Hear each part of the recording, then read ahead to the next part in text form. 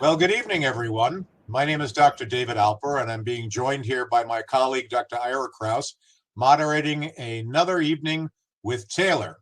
And we're very proud and pleased to be presenting Erick Gosse today, the CEO of DME Authority, who is going to be speaking to us about some wonderful new innovations in the world of vascular care.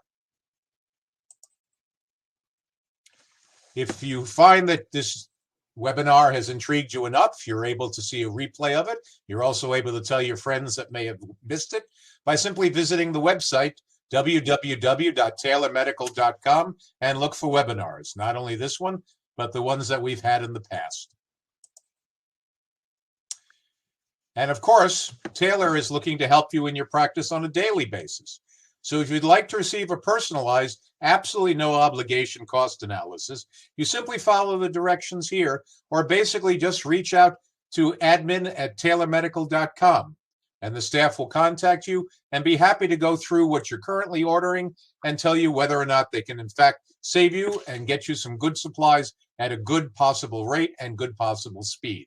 We all know today that some of our supplies are getting kind of difficult to get. Taylor has some amazing connections and should be able to fill some of those holes in your shelves. So we do strongly recommend that you at least have a good chat with one of our fine staff people. Dr. Gosse. Thank you, Dr. Alper. I appreciate you making the introduction. I know I'm in a noisy place. I hope everybody hears me. But I'm really glad to have Erick here. I think that over the years, we have struggled, I think, as physicians to help prevent DVT and as well lymphedema. There have been a variety of different products and injectables that have come out over time. But this is a unique product. This is something that, there's no tubing, no wires. It's something that the patient can bring when they go into surgery. I think that, to me, this is a huge innovation in an area we've had very little help. And I think that Erick has brought this unique product to us to introduce to the podiatric space. So I feel privileged that Taylor Medical has the opportunity to bring new technology. That's really what we're all about. It's not just about selling products and saving money. It's also about introducing you to getting the best outcomes with your patients. So Erick is the founder and CEO of the company. He was previously a Navy corpsman. He's worked with a variety of different companies that we all know: Medtronics, Orthofix, MedArtis, Arthrex, Flower. He's been the founder of Bulletproof Productions, acquired by Paramount Pictures. He's been in multiple medical device acquisitions, and recently had a company founded in 2016 that was acquired by Precision Medical in 2020. So Erick is experienced in the field of finding quality products, bringing them to market, and helping grow that marketplace. Without further ado, I'm going to turn it over to Erick and make it very quiet on my end, and we'll come back and answer questions after he wows us. Erick, it's all yours. Hey, thank you. I don't know if I could hold up that my end of the bargain there, but I'll do my best. Dr. Gosse, Dr. Alper, thank you very much for having me here tonight. It's really an honor. This is a big milestone for us as a company, because 7 years ago when I started down this path, I found it really difficult to get a venue for this discussion. And it had impacted me personally in a way that I needed to explore a better solution. The story behind my past, and as it relates to what we're going to talk about tonight, is that my father-in-law wanted to get an anterior hip done, and being in the industry for quite a while and having many friends in the orthopedic community, I had one of my good friends in Colorado do his surgery. And following his surgery, the day after he got home, he started having some issues, and it turned out he developed a DVT and a PE. And it was quite alarming to me, because I really wasn't as educated on the subject as I should have been. And when I started looking into it, it became very obvious to me that there was a couple of major problems that were not being addressed. so that the industry could provide these devices that we carry to the healthcare community and the healthcare providers in the right way, the right format.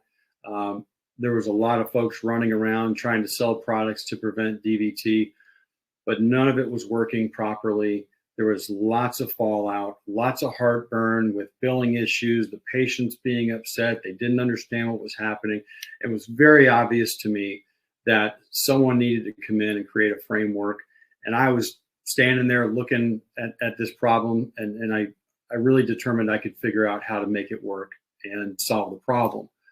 So that's where I started this journey 7 years ago.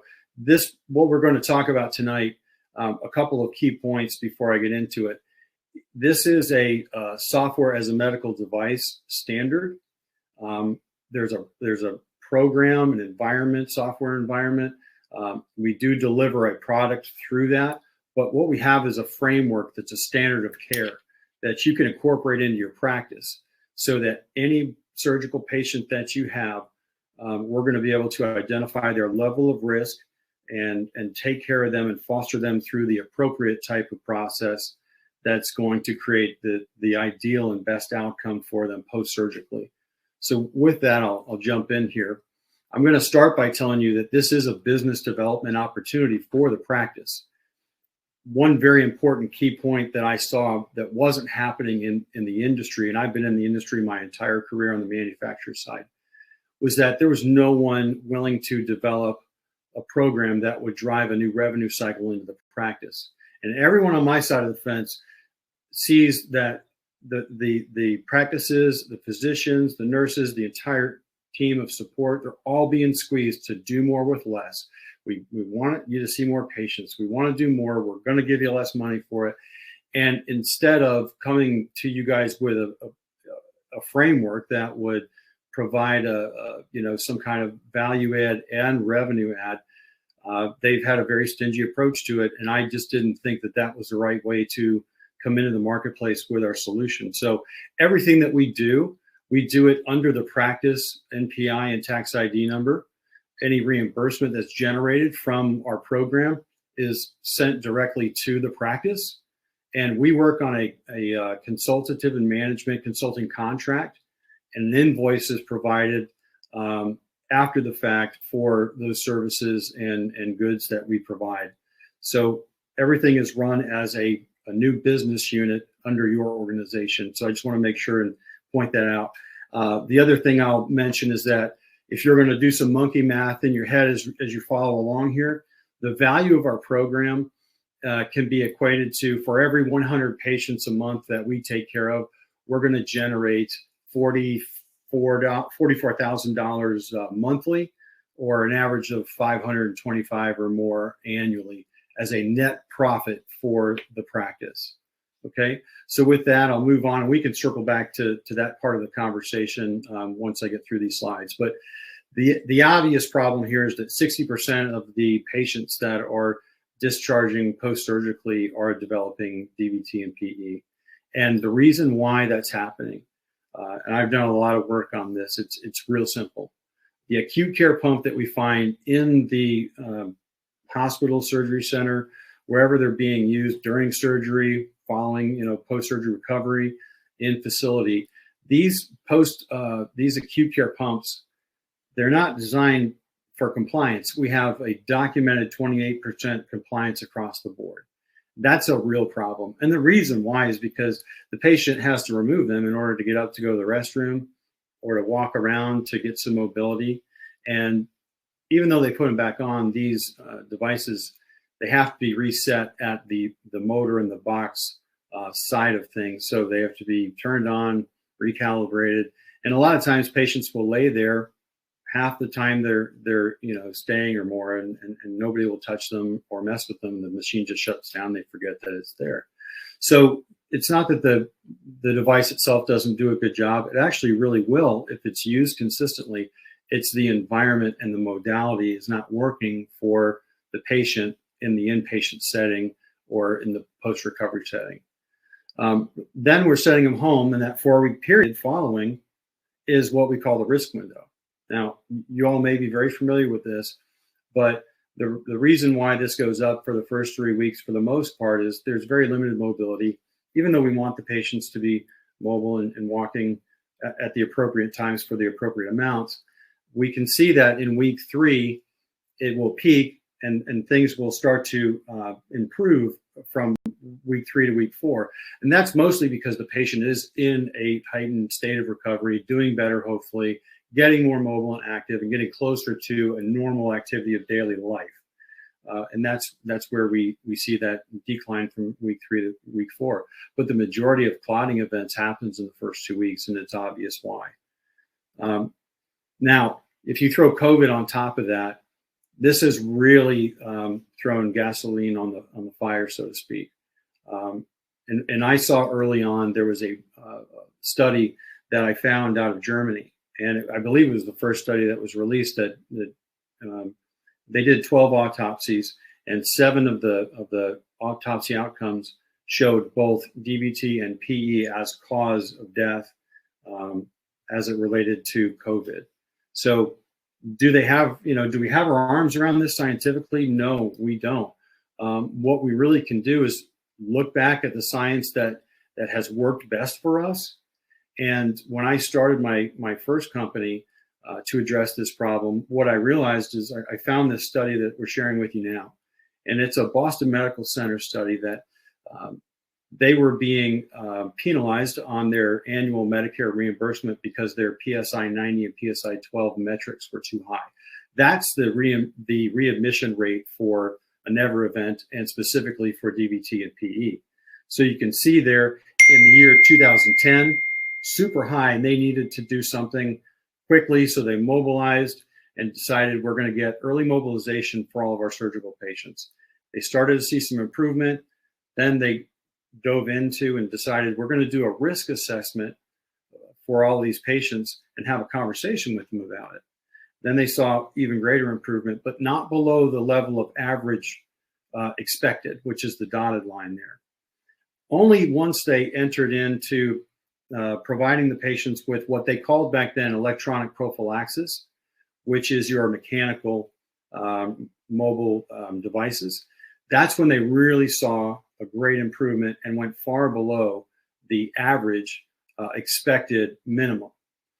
So they did really well, and it set them on a great path. And then for me, it was really obvious that there was just some very basic blocking and tackling items that we needed to provide if I'm going to figure out how to offer a standard of care program. And that's what we did. We basically took some very important elements and put them into a process. And that process is owned and operated within our software environment.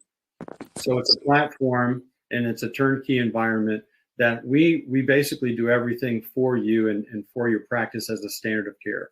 So the first thing that we do here is we do a risk screening. It's a post-surgical risk assessment for any patient that you're going to do surgery with. And I won't waste a lot of time on how we get that done, but we have a proprietary software program that we developed that when we intake your last clinic note, it will basically generate the Capri risk assessment and the risk score. Once we understand what that patient's score is, it's either going to be high or low. And if it's high, then they go into the decision tree of we will go to step 2 here and run their insurance pre-certification and begin the education process with the patient. From that point, once the patient's been fully educated, and we do that in a way that I'll share with you in a minute, we direct ship these mobile compression devices to the patient to their home so that they're available at the home when they return home from surgery. That gives them a chance to get their hands on the devices, work with any caregivers that are involved in their recovery process, make sure they understand how to use the device and that they're working properly, they're charging properly. And we usually get them to the patient 5 days before surgery. That helps us eliminate some of these last minute cancellations or, reschedules that happen during the week. But even if you have emerging cases, that are, tied to traumas and whatnot, those are okay too. We can take care of those patients just the same. And then, step 4 here is that we do an ongoing patient interaction, engagement, and education during the post-op period, that 30-day window, which is the average prescription period for these devices to be used. You can see to the right here, we use a series of emails and texts and videos to walk that patient through the education process. And I'll go to the next slide here. So the critical pillars for a program to work properly are making sure you understand which patient has what risk and what level of risk they're at. The second part is the patient education and the awareness. And what we're trying to do is get the patient invested in the outcome, put them in a position of confidence so that when they go into the OR, they've got control of this risk. And we create an advocate for the outcome. And that's something that's really important, because we could do all these other special things, but if the patient is not invested in the outcome and they're not compliant with the orders that you're giving them, and they don't understand the importance of following those orders, we're just not going to see the kind of result that we know we can get otherwise. And then lastly, creating a sustainable environment means good billing practices. We've got to build that file the right way with the right information and right documentation. And then it's a battle, to be honest with you, to get these reimbursed properly, but we're very good at it, and that's all that we do. And that's what's going to create a sustainable program moving forward. And what you can see to the right here is it's a small version of our Capri risk assessment and what that looks like. To the left here on the bottom, this is a page that I'll show you a closer view here. This is a patient instruction form.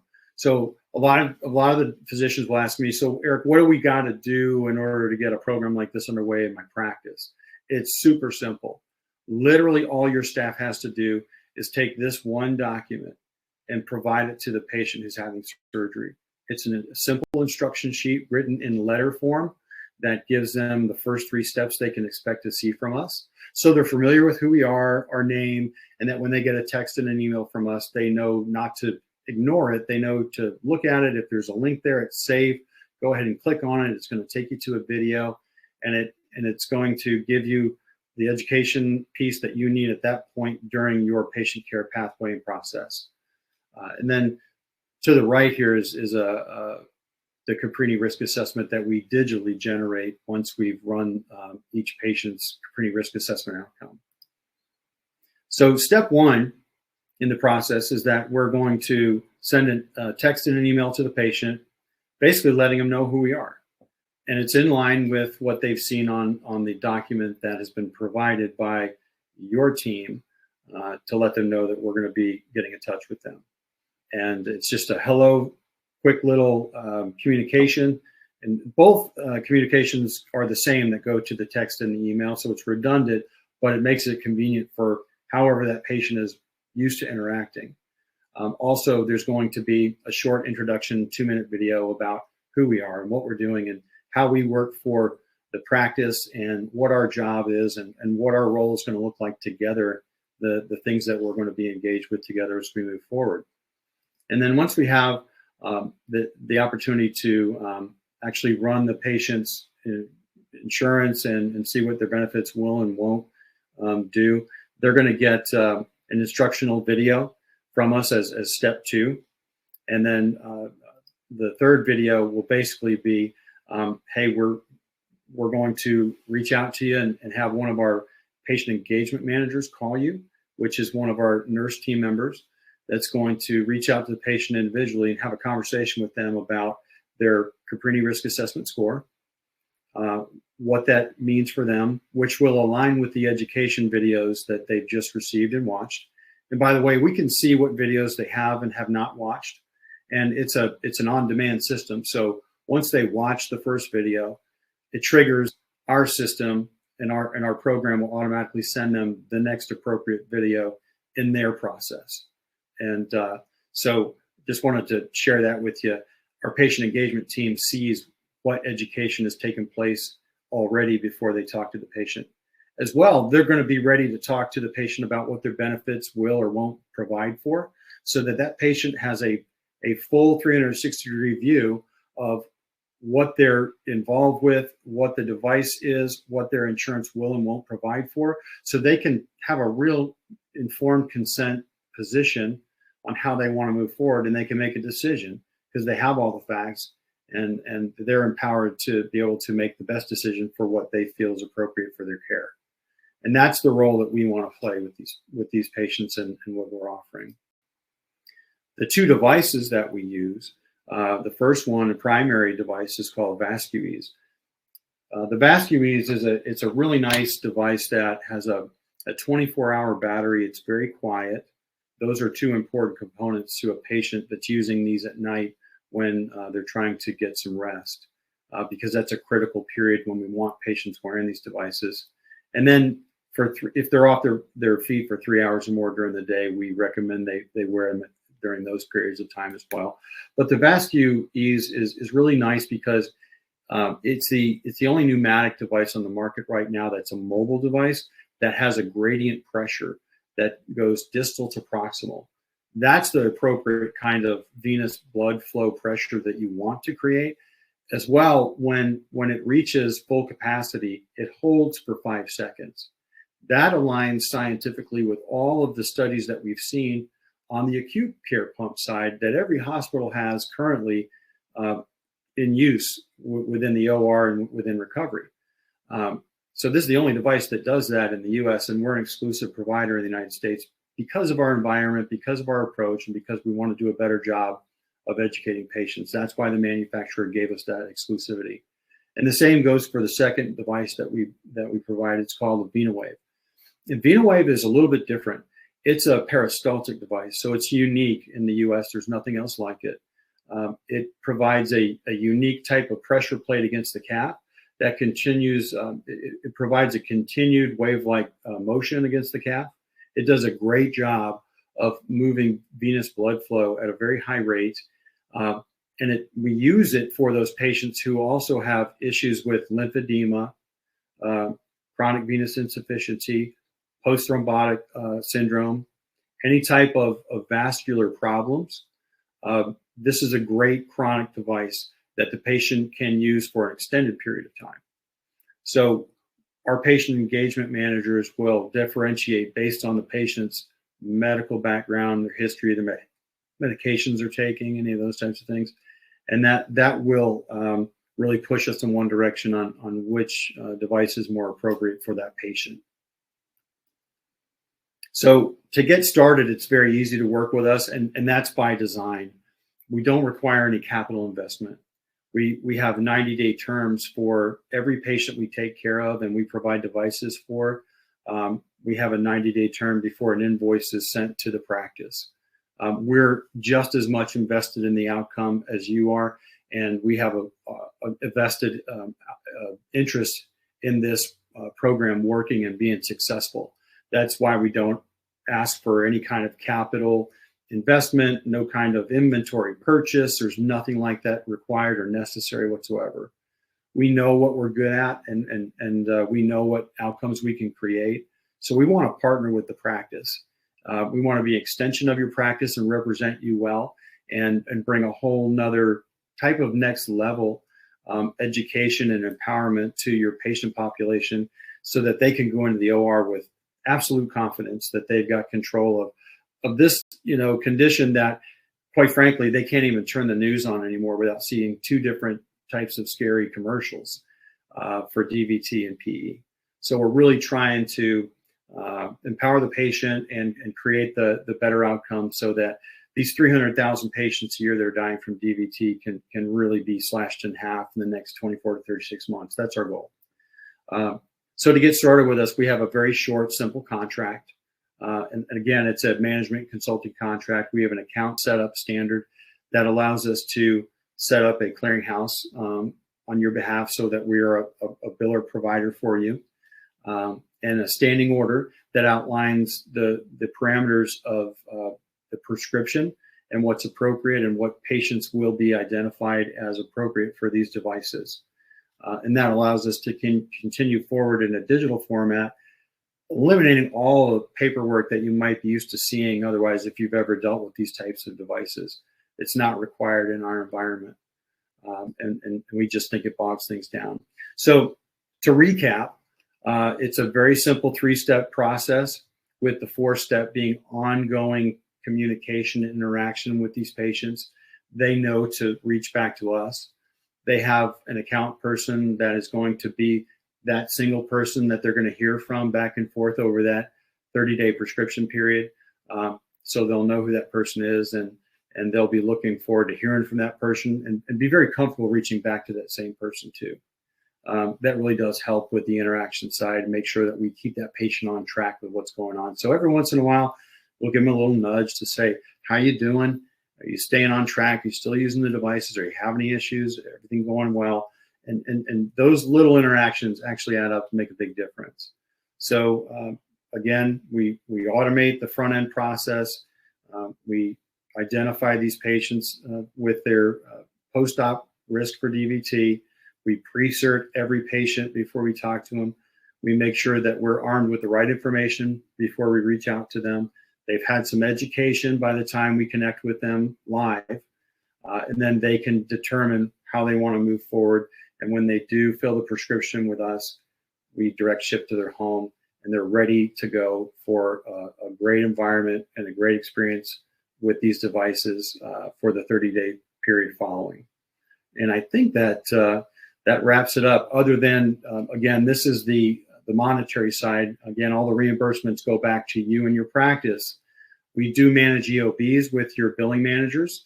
We make sure that we do internal audits, that everything the insurance companies has approved and said that they've sent to you has been received and hit your account, to make sure that all of those transactions are moving accordingly and appropriately. And then after 90 days of taking care of a patient, our goal is to have that reimbursement already received to you before we send an invoice over to you. And I think that wraps it up. I think that's the last slide. So thanks for your time. I appreciate it. I'm honored to be part of the group tonight and presenting to you all. Thanks for listening. And I look forward to connecting with anybody who has any questions or anything we do to help with be a part of your practice. Hey, Eric, can you hear me? Yes. I've changed locations, and I hope it's a lot more quiet now, so I apologize from my beginning. I have a question for you. I know that you talked about that the patients are going to get information about your company, and they're going to know what to expect, but is there clinical information or educational material that we're going to give to the patients that explain to them why we're actually doing this?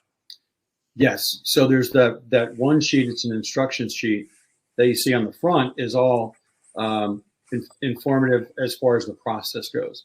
On the back side is the beginning step of the education process. And we point them to a couple different online resources that they can begin to look into this, that are safe, not scary kinds of places where they can not, get misdirection or get scared and stuff, but actually get some good information on the basics. And that aligns with what the next step in the process is. If they are high risk, then they'll start to receive the video segment education pieces from us one at a time. And again, they're from like 2 to 5 minutes each. I'm going to ask you one other question. Do you, when the patient is wearing the device, are you able to monitor their compliance? So we don't currently live monitor through the device. We have the ability to do remote patient monitoring if that's the desire of the practice. The other thing I didn't get into is when these devices are deployed to the patient, they're used for the prescription period, and then they're picked up from UPS. The reason we do that is because, number one, our devices are FDA approved for reuse. The second reason we use them again is because it allows us to drive cost out of the system. So our cost per patient basis is lower than any practice is going to be able to buy a single patient use disposable device for each patient. We're actually lower than that. So that's by design. When we get the device back, we download their usage, and it becomes part of the patient file that is stored and kept for the practice. So we know when we use it, how much. And that's what I was getting towards. I wasn't necessarily looking for remote patient monitoring. My concern is that the doctor has identified this patient as a patient who's at risk to get a DVT. They have recommended and prescribed that you use the device. You've dispensed the device. The patient doesn't use the device as recommended. So in essence, they're non-compliant. I wasn't necessarily looking to see if you did monitoring on daily use, but I think your last comment was that the usage record is documented. And I guess I know it's terrible to hear, but we are in a litigious society as well. And I want to make sure that if I recommended something for a patient, God forbid they didn't use it and they developed that problem. So we are able to have some type of record of the utilization is what I was asking, really. Absolutely. Every patient that goes through our process, when we get the device back, first thing they do is clean it. But then it goes into the download area. So we hook it up to the computer, download all the usage. And there's a few different parameters, time of day used, duration, frequency, those types of things. And it's just a digital data file that is it's easy to understand in a CSV format, and that's made available to the practice. If the practice wants to receive that back proactively and add it to the patient files, that's really easy for us to do. That's great. Thank you. Eric, my question, and we also have a couple questions on the chat area, but can you describe a little bit the patient experience of using the device? Is it uncomfortable? Is it warm? Does it vibrate? I mean, obviously it gets tight and loose. You're indicating people can sleep with it. Can you give a little description of what, because the patient's obviously going to come back to the doctors and say, I can't wear this thing, it's driving me crazy. So can you give a little idea of the patient experience when you begin to wear it? I think, my experiences, and again, I've been focused on this solely for 7 years. So I've seen a wide spectrum. I think 1 out of 100 patients is going to say, that bugs me. I can't sleep with anything on me at night. The majority of patients will say that it actually has a really nice massaging feel, especially for any patient experience any type of, even the most minute type of swelling in the feet and ankles routinely prior to surgery. Really like these devices. A lot of patients ask us if they can buy them or keep them. And we let them know it's a prescribed device and they have to talk to the physician about that. But overall, it really depends. If the device is quiet and if it doesn't shut off in the middle of the night when they're using it, then the reviews on them are really positive. And that's why we've got a device it's very quiet. So the decibel level is in like 55. So it's super quiet. And the 24-hour battery prevents them from shutting off in the middle of the night. And that's super important. So, but yeah, they're very highly appreciated because the patient's not just thinking about it from a comfort standpoint. We have them engaged in the outcome and they know what risk we're avoiding. So they're willing to invest a little bit in any kind of, I wouldn't say discomfort, but inconvenience. That's pretty much it. And assuming they can reach their legs, is it something you can apply yourself? Do you need assistance in putting them on? Do you wear a sock underneath it? Do you put it right on the skin? Yeah, they do apply directly on the skin, or they can go over apparel. They can be worn over compression hose, stockings, if that's being prescribed. So in all those cases, it's really whatever's most comfortable for the patient, because the software inside with the chip, it actually it reads the outside, interior and exterior pressure that's being exerted. So it doesn't matter if there's cloth in between the patient's skin or not. It won't affect the amount of pressure that's appropriate applied. And do you find most people can apply them themselves, or do you need another person to put them on for you?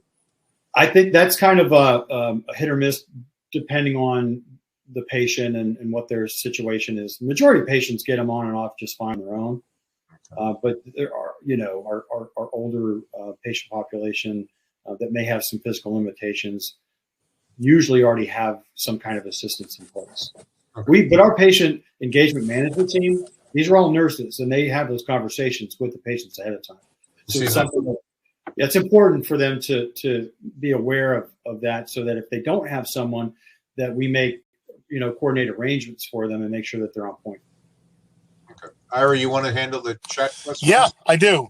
So I know that you talked about the model a little bit, Eric, but I think that, there are questions on regarding what the cost of the product is. I know you mentioned that there is some cost involved with it. And the other thing is, I know it's relatively new technology, but have practices been audited for the utilization of this product? And if so, what has the outcome been? So the first part of your question is that the cost of the devices, and I'm very transparent about this because I'm partnering with the practices we work with. They see everything. My cost is $178 per device. The extended cost for the term of the prescription period is our cost into basically turning that device around with the cleaning and shipping out, receiving back, shipping costs, the new the new wraps that are attached, and that I have down to $125. So we're actually below the market cost per device. The second part of your question, these are not reimbursed by Medicare, so we're not exposed to a Medicare kind of clawback situation necessarily. If that's what you were leaning towards, those are going to be your cash pay patients, and every one of those cash pay patients are administered with an ABN form as well. So we're following all the appropriate Medicare rules and guidelines, even though we're not submitting anything to Medicare. Now, on the insurance side, I've never seen a clawback scenario other than Cigna did.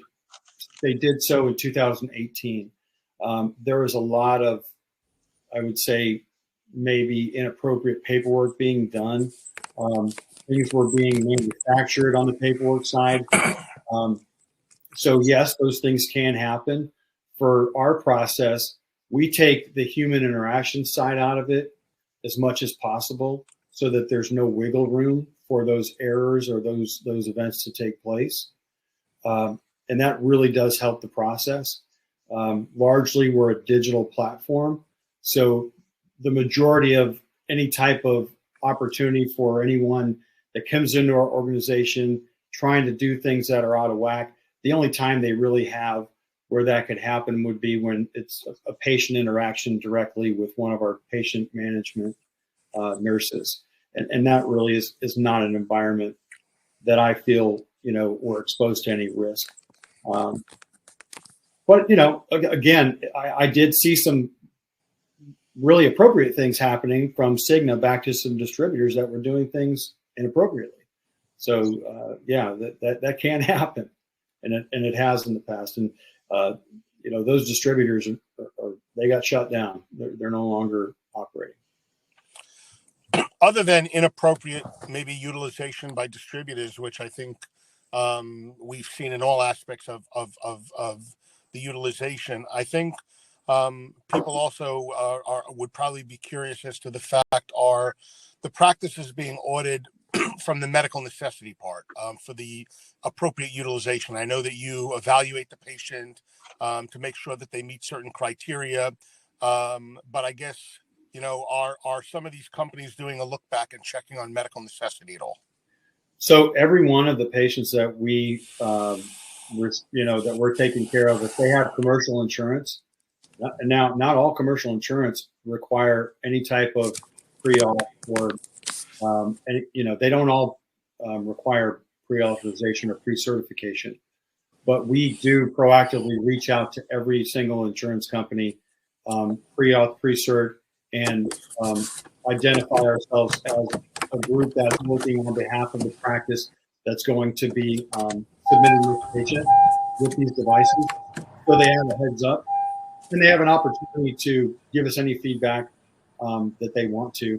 And equally, we don't submit the billing claim for the patient until 30 days post-op, and that does a couple things. It clears all the deductibles that the patient required for surgery. So most deductibles are met in the overwhelming majority of the time.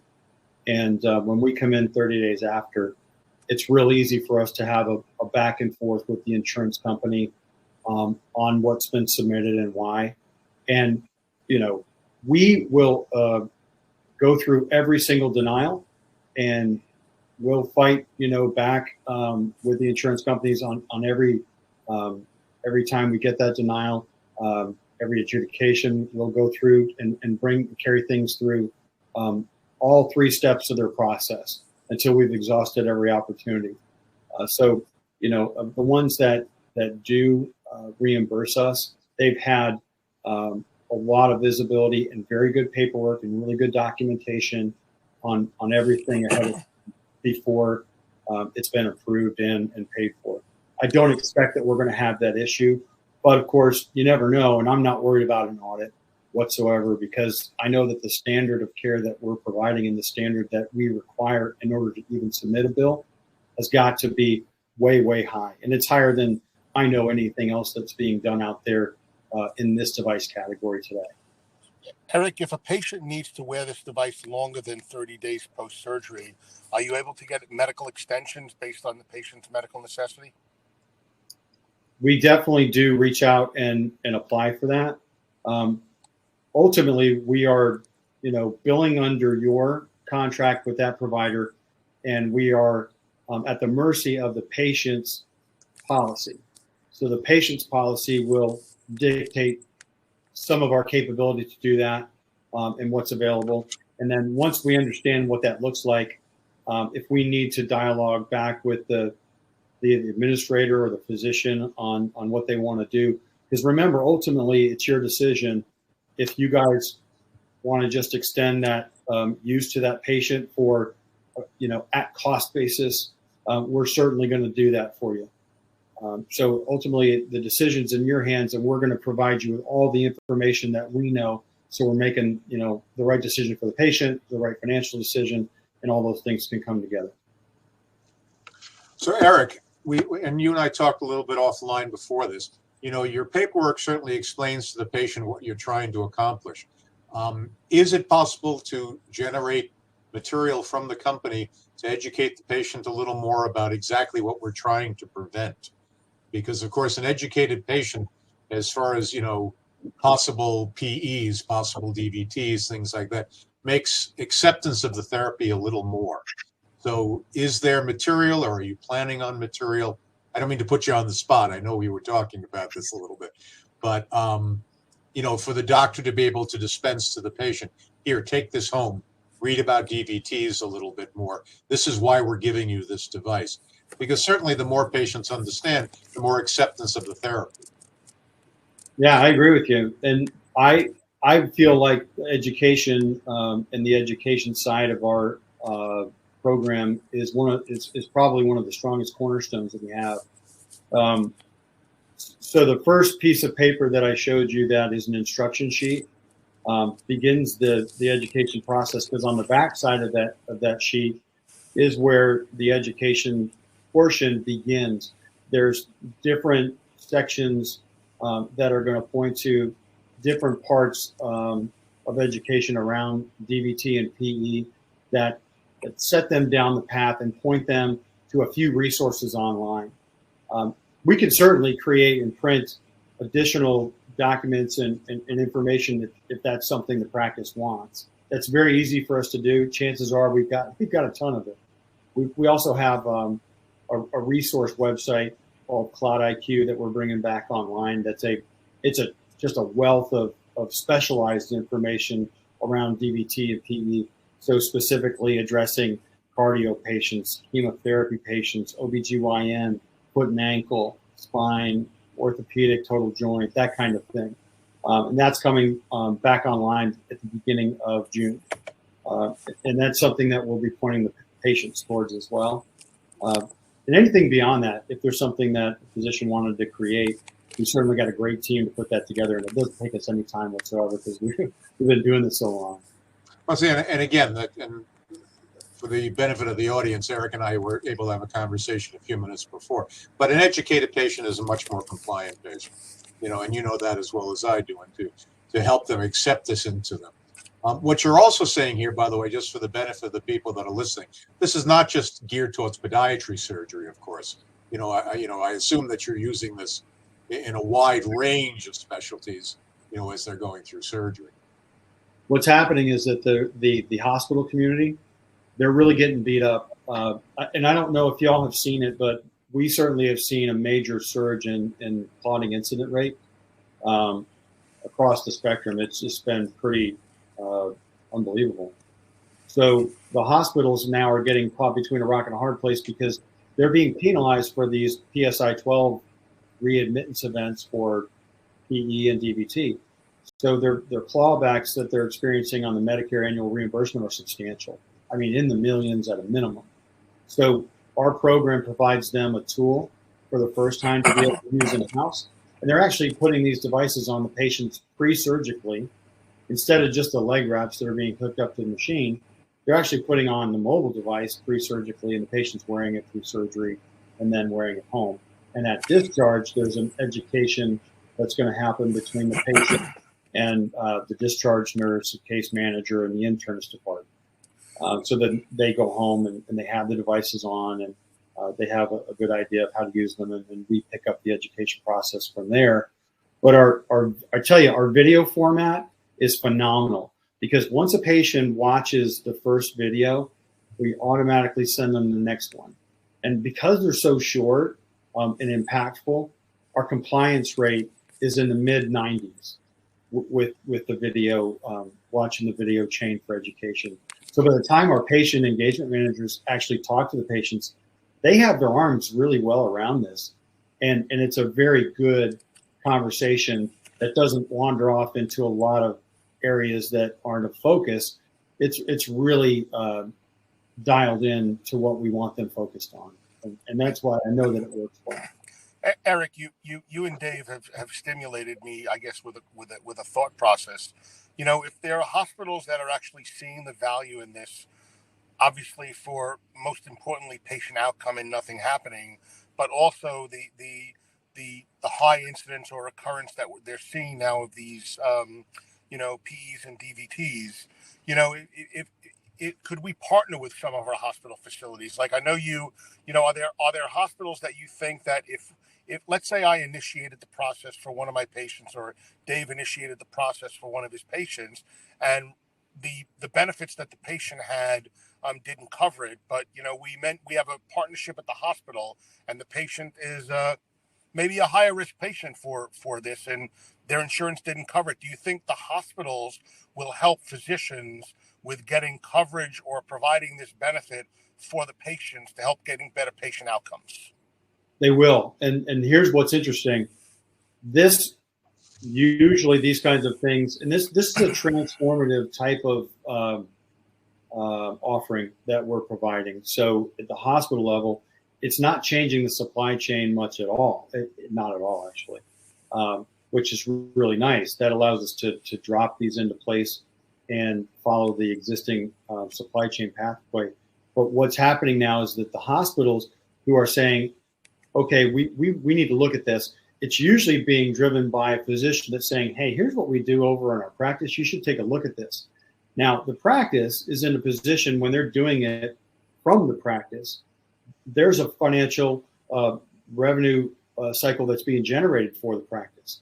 They don't really want to give that away to the hospital, but the hospital has, where we've taken that is the hospital's creating carve-outs for those practices that are bringing this program in. And we are actually going through negotiations for 3 different facilities I can think of off the top of my head.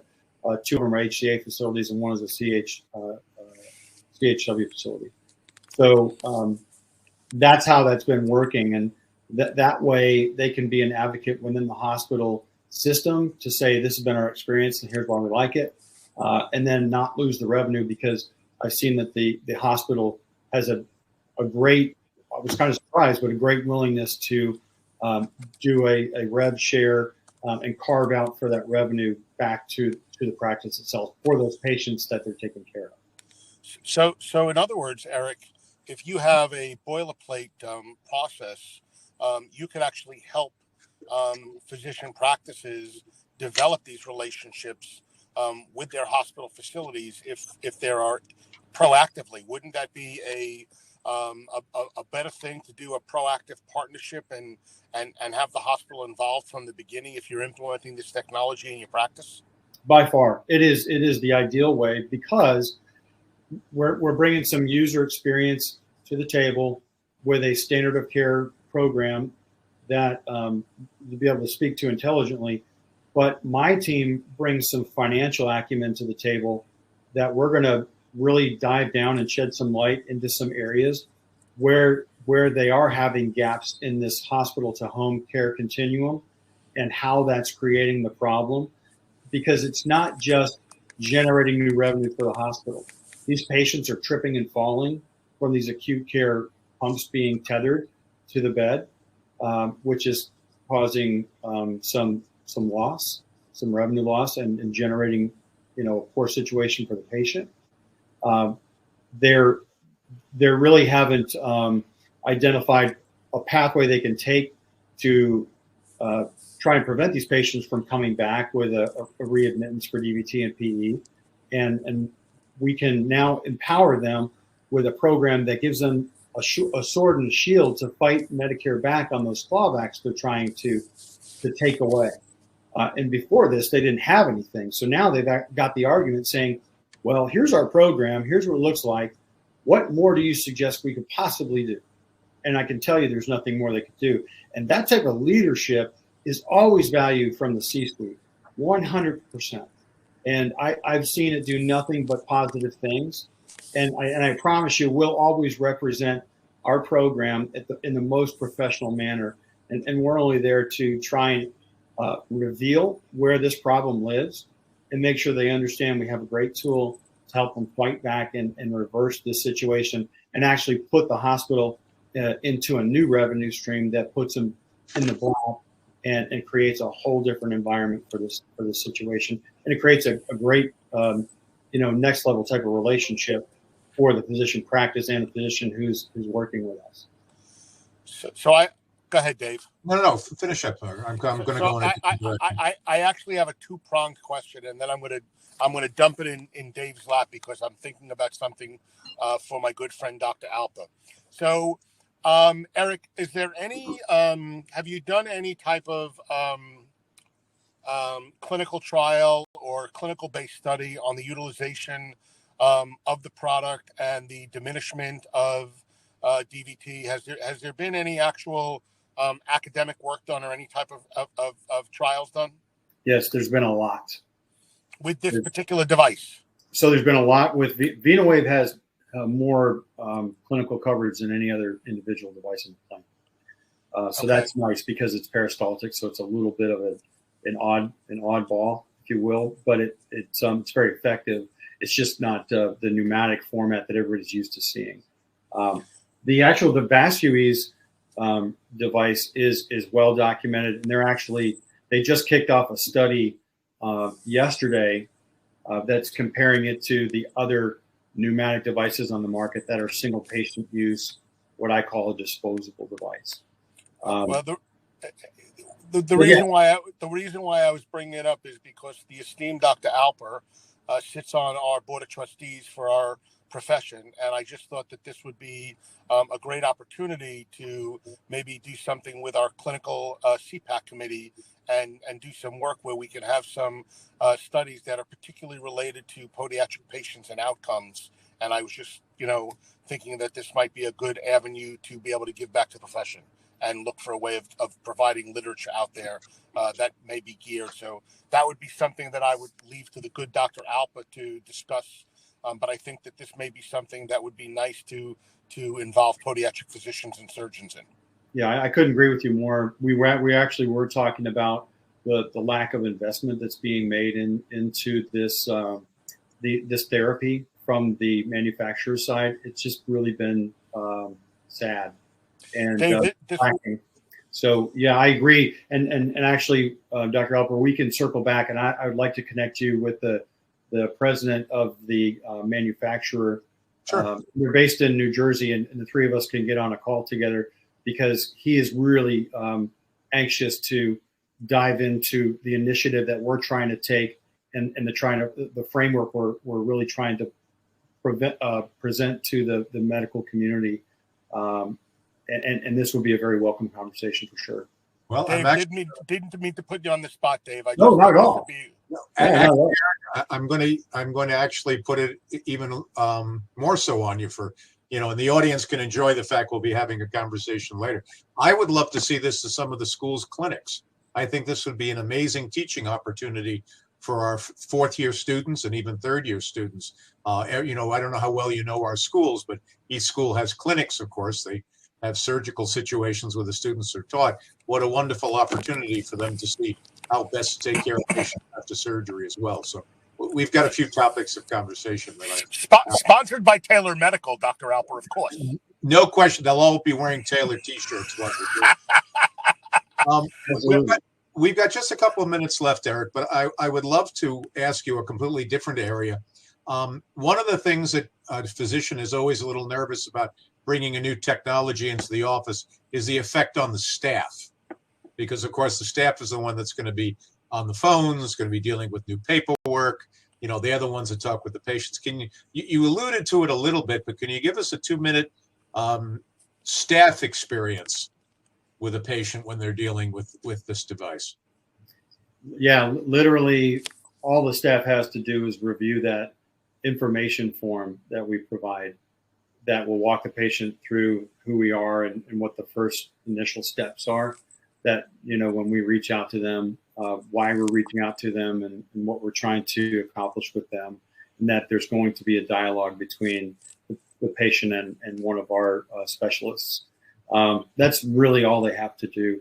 At no point is there any paperwork that needs to be generated. There's no signatures that have to be, flagged down, or nobody's going to be checked. We will not let a piece of paper dictate our process because it never works and it's never efficient. So that by design is how we set up the program. Basically, we do some work with the IT manager and the practice to set up some rules within the EMR EHR. And once those rules are in place, anytime a patient is scheduled for surgery, basically let me just talk layman's terms. Sure. What we're getting to is an event in the EMR EHR where when a patient's scheduled for surgery, that last clinic note is going to be sent. A copy will be sent to a lockbox that's locked, say, at midnight. Okay. And once that's locked at midnight, then at 12:01, it opens on our side. My program goes in and grabs that and then uses that document to process and create the risk assessment.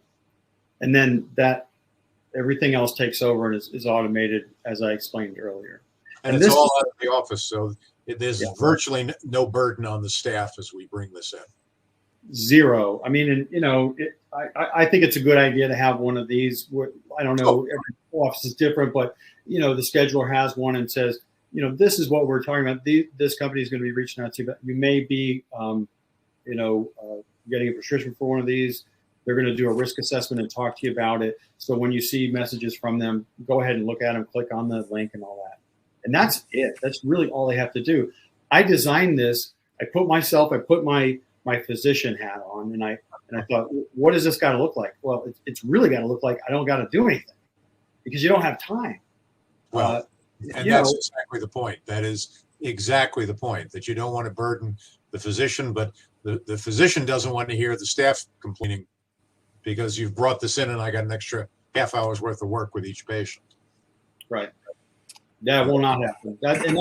That's really that's always the number 2 question that we get is, okay, how much work are we going to have to put into this? And it's literally handing that piece of paper and having just a short dialogue on who we are and what we're doing together and what we do for the practice. That's fab. It's almost the top of the hour, Ira. You want to take the last words? I'll take the close. So Eric, really, it was a pleasure having you join us. You and I have had multiple conversations over the course of time as we were developing and going through what it was going to look like. And, I think, and I'm really, I'm glad to have had the opportunity to do a call with Dave. I've known Dave for probably 30 years and give or take. And, I think that, as I always tell everybody, Taylor has become a family. We created it as a business. I will never say that it's not a business, but we're in the business of trying to make better outcomes for our patients better experience for our physicians, bringing the latest and greatest in technology. We want to make our practices better, and we're looking to help support the profession. For those of you who don't know, Taylor has given two $25,000 scholarships to the Educational Foundation for the future education of podiatric students. So we are really a family. We've been doing this now since COVID started for about 2 years. I did this every other Tuesday with my good friend Mike King. Fortunately, we've had other doctors like Dr. Alper or Dave, and as I know him, step up to the plate and help out and do some of these things. And it really becomes a labor of love. So, Erick, I really genuinely want to thank you. I think this is unique technology. I think the fact that you're willing to partner with us on an educational level to help our physicians get better outcomes with their patients and also help the financial stability of a practice is amazing. Thank you very much, everybody. Thank you for joining us. We've gone a little, I never thought we'd make it past 8:45, and it's 9:03. And so we're 3 minutes over. Looking forward to seeing everybody in 2 weeks. Thank you very much to the Taylor team who puts this together, particularly Siobhan. She works diligently getting all this together, making sure everybody does their test demos and puts everything together for us. And she makes David and I look like rock stars. So anyway, Erick, thank you very much. David, a pleasure. Looking forward to seeing you again here. And y'all have a wonderful evening. See you in 2 weeks. Pleasure meeting you. Bye-bye. Thank you.